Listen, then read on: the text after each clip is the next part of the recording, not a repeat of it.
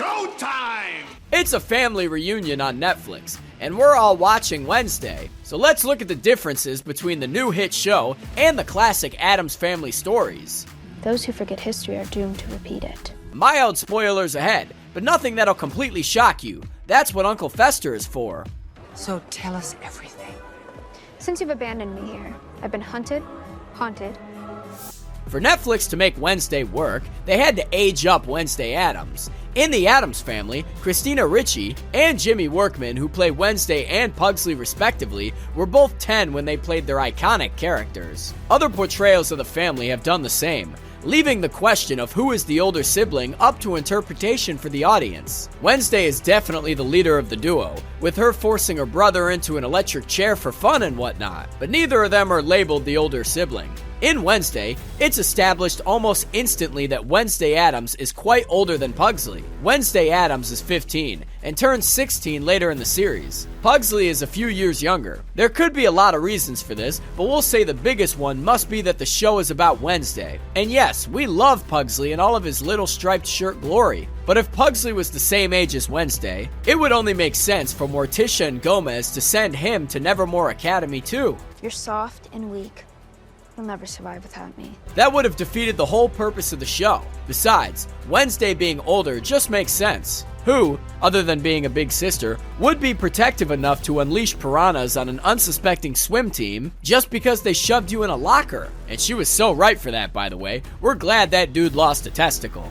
Where the Addams Family focuses on, well, the Addams Family, it goes without saying that Wednesday focuses specifically on, you guessed it, Wednesday. In the Addams Family, Wednesday is more of a side character, so we can focus on the more engaging plots of Morticia, Gomez, and even Uncle Fester. Wednesday is more about one-liners than anything else, and trust us, she kills those one-liners, literally. When a girl has only one thing on her mind.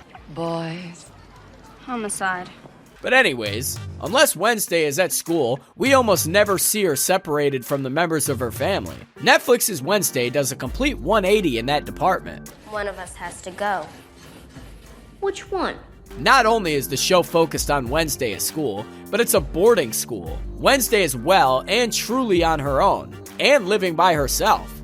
Well, not including Enid, but we'll circle back to that furry ball of sunshine in a bit. Got it. Anyways, we only see Morticia, Gomez, and Pugsley in 2 episodes. The pilot, Wednesday's Child is Full of Woe, and the Parents' Weekend episode, You Reap What You Woe.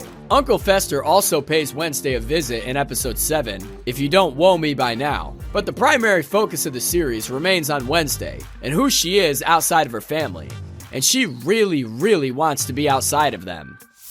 And hey, while we're on the topic of Wednesday being on her own, there are definitely some extra perks that come with that. We love Wednesday's one-liners from the days of the Addams Family. How could you not? She's a terrifying nightmare child who is inexplicably funny and even kinda charming. If you're twisted enough, I suppose. But the Addams Family most certainly uses Wednesday's character as a comedic device. In Netflix's Wednesday, by making her the main character, they were able to give her far more personable layers than she had been in other portrayals. In the Netflix series, Wednesday actually has quite a purposeful sense of humor. She smiles, on occasion, when interacting with some of the people she begrudgingly cares about. And she even makes jokes. All of Wednesday's jokes on the Addams Family are accidental on her part. She's dead serious, and the laughs are purely for the audience. She's scaring me! Jenna Ortega's Wednesday is tactfully funny. She means to make jokes. They may be jokes that she definitely shouldn't be making because,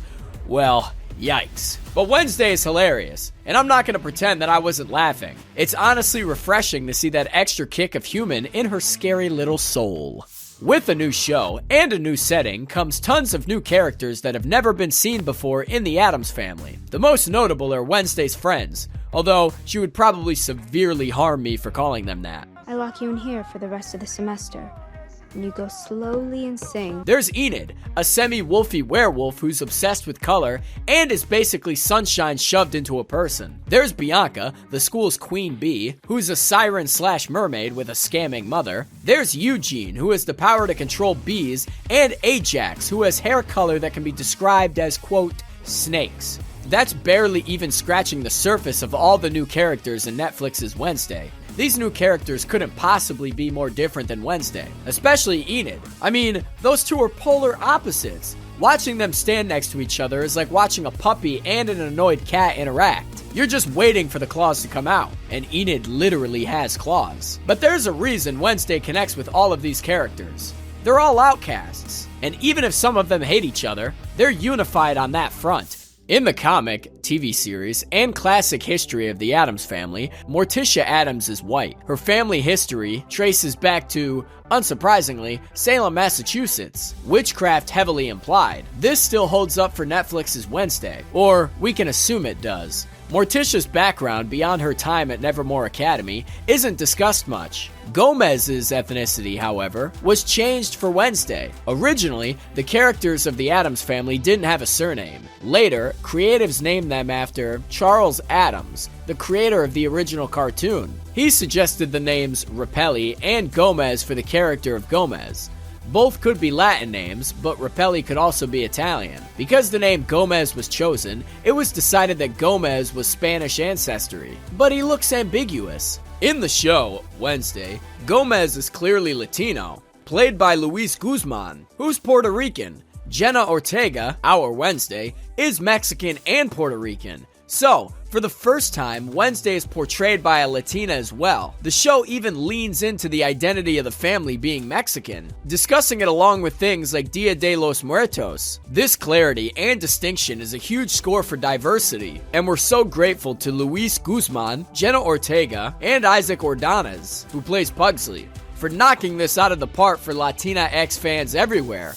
The Addams family is historically known for being creepy, kooky, mysterious, and spooky, but at least they're still human. Short of Cousin Itt, Lurch, and Thing, the Addams family is not supernatural. Wednesday takes an awesome creative turn in the opposite direction here, which makes sense. Now that we think about it, the Addams Family universe shouldn't be strictly human, and neither should the Addams Family. Like we said before, Nevermore Academy is stacked full of sirens, psychics, gorgons, vampires, and shifters. Hell, the big bad of the season is a Hyde. Yes, as in Jekyll and Hyde. Just so you know, Hydes look like...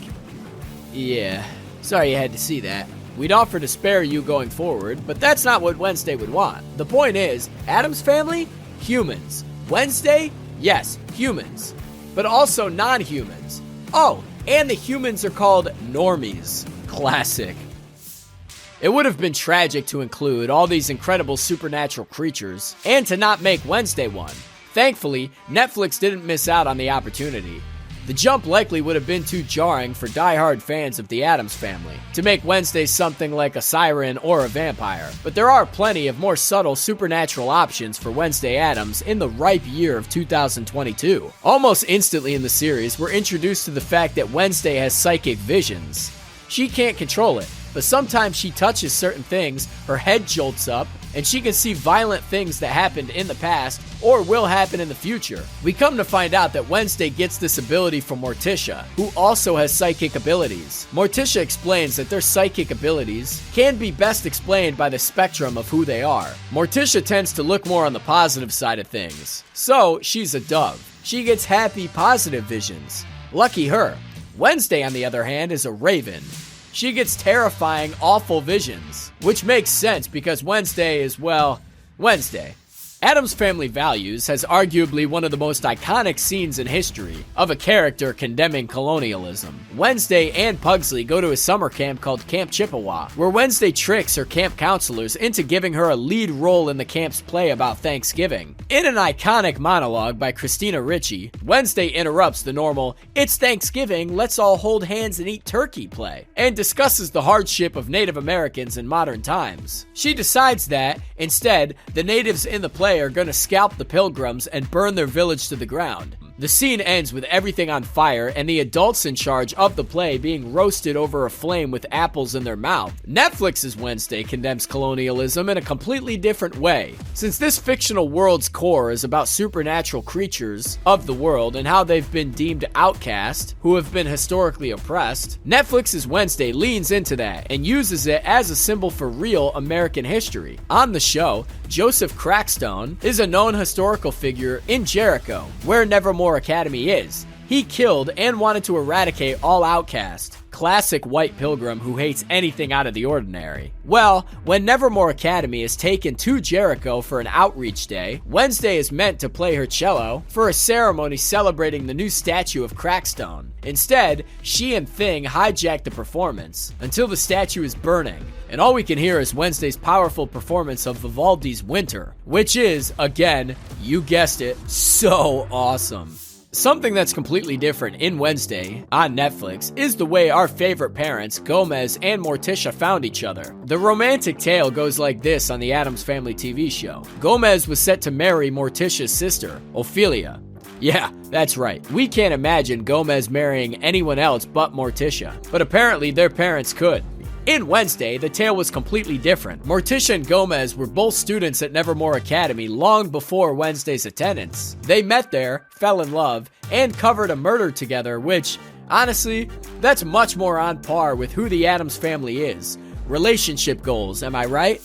Also different in Netflix's Wednesday is the iconic Addams Family friend and servant, Thing. On the Addams Family, Thing is just a simple hand. He's innocent enough, free of scarring, or anything spooky. Or maybe it's because having a severed hand operate on its own was complicated enough for the first time when the Addams Family first came out. Whatever the reason, Thing is just a hand. In Wednesday, to go with the supernatural element of the show, Thing has a much more undead look. He's pale and completely covered in stitches. Oh, and we can't forget the loving scarring where Thing's wrist should be. He also has just as much personality.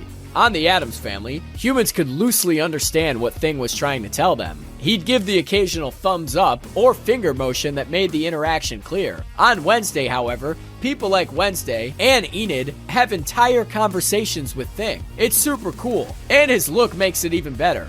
Speaking of Thing, he's got a much different dynamic with the Addams Family in Wednesday. In the Addams Family, Thing mostly works for Morticia and Gomez. He's been Gomez's friend since childhood, so we see the two of them playing chess and golf in the Addams Family. He serves Morticia as well. He's unquestioning and loyal to the two of them. In Wednesday, Thing and Wednesday are inseparable. In true Addams Family fashion, Gomez and Morticia send Thing to Nevermore to spy on Wednesday. When she finds out, she, like any 15-year-old, threatens Thing with enough isolation to drive him insane. There could be many reasons why the characters of Wednesday and Thing were connected in Wednesday, but the biggest thing we noticed is how it shows exactly how much Wednesday is like her parents. Despite herself, she falls right into the same leader role that her parents have with Thing.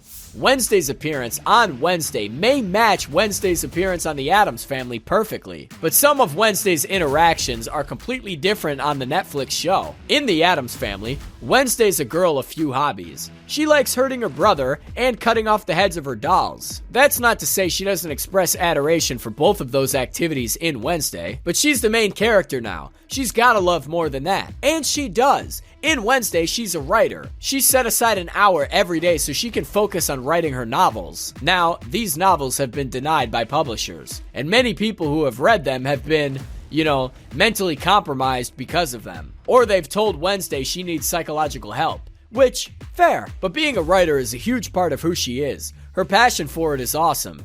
Writing and raising hell aren't Wednesday's only hobbies in the Netflix series. She's also a fantastic musician. Wednesday plays an obviously customized all-black cello, and she's damn good too. She often plays on the roof of her dorm, pulling in listeners entirely by accident. That's how the school principal hears her for the first time and signs her up to play at the statue ceremony on Outreach Day. We all know how that went down. But anyways, Wednesday's musical talents give the show some incredible soundtrack moments. With her newfound talents and personality quirks in Wednesday, Wednesday Addams also acquires a love life. In early portrayals of the Addams Family, Wednesday doesn't have much time for a love life.